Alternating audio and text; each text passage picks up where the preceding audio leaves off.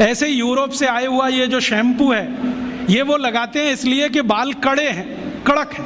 कड़क इसलिए कि पेट साफ नहीं है, कब्जियत है। आपको शैम्पू की क्या ज़रूरत है?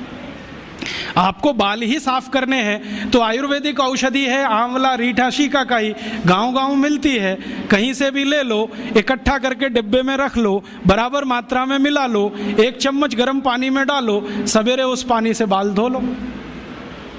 फिर कोई कहेंगे जी डैंड्रफ हो जाता है, तो उसके लिए नींबू का रस जिंदाबाद। नींबू के रस में थोड़ा गुड़ मिला दो और उसको बाल में लगा लो, सब डैंड्रफ निकलता है। एलोवेरा जिंदाबाद। ग्वारपाठा कहीं भी मिलता है, उसका रस ले लो, बालों में लगा लो, एकदम ठीक कर देगा। अपने पास कुछ कमी नहीं, तो अपनी जिंदगी में ये एलोपैथी निकालो।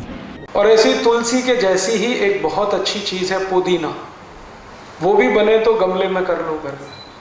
और इन दोनों से बराबर ही अच्छी एक चीज है एलोवेरा, ग्वारपाठा। जरूर रखो अपने घर में। ग्वारपाठे का रस अद्भुत काम करता है, त्वचा की बीमारियों में काम करता है, पेट साफ करने में काम आता है।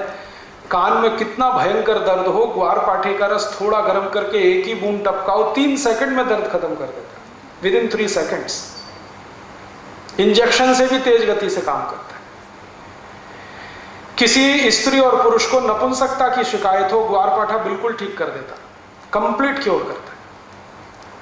शरीर को ताकत बढ़ानी हो, बहुत कमजोरी लग रही हो तो ग्वारपाठा अद्भुत काम करता है। बाल बहुत झड़ते हो, गुच्छे के गुच्छे निकलते हो, ग्वारपाठे का रस बाल में लगाओ, जैसे तेल लगाते हैं, 1 घंटे के बाद धो लो तो बाल झड़ना बंद करा देता है। बाल ज्यादा काले रखने हैं तो ग्वारपाठा सप्ताह में 1 दिन लगाते ही रहो रस के रूप में, अद्भुत काम करता है।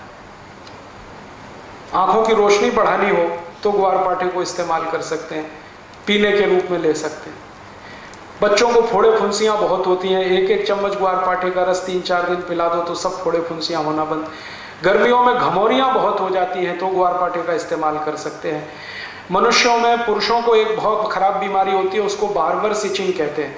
दाढ़ी बनाओ ना, उसके बाद लाल लाल फुंसियां हो जाती हैं, उनको बोलो कि ग्वारपाठे का रस लगा के फिर शेविंग करें तो कभी ये तकलीफ नहीं आती। बहुत अच्छी दवा है, घर में है, आप लगा सकते हैं। घर में भी हो सकता है, खेतों में भी हो सकता है। एक दिन मैंने ये सब गिना तो 108 दवाएं हमारे रसोई में हैं, 108, और इनसे हर बीमारी ठीक हो सकती है। कहीं घर के बाहर जाने की जरूरत ही नहीं है। और मैं तो सबको चिल्ला चिल्ला के कहता हूं कि आप बीमारी से नहीं, डॉक्टर से बचो। बीमारी खतरनाक नहीं है, डॉक्टर खतरनाक। एक बीमारी से दूसरे में फंसाएंगे, दूसरे से आपको तीसरे में ले जाएंगे, ठीक ही नहीं होने देंगे। और आजकल डॉक्टर जो दवाएं आपको खिलाते हैं ना, वो दवा अपनी माँ बहन को कभी नहीं खिला सकते, ऐसी दवाएं आपको खिला देते हैं।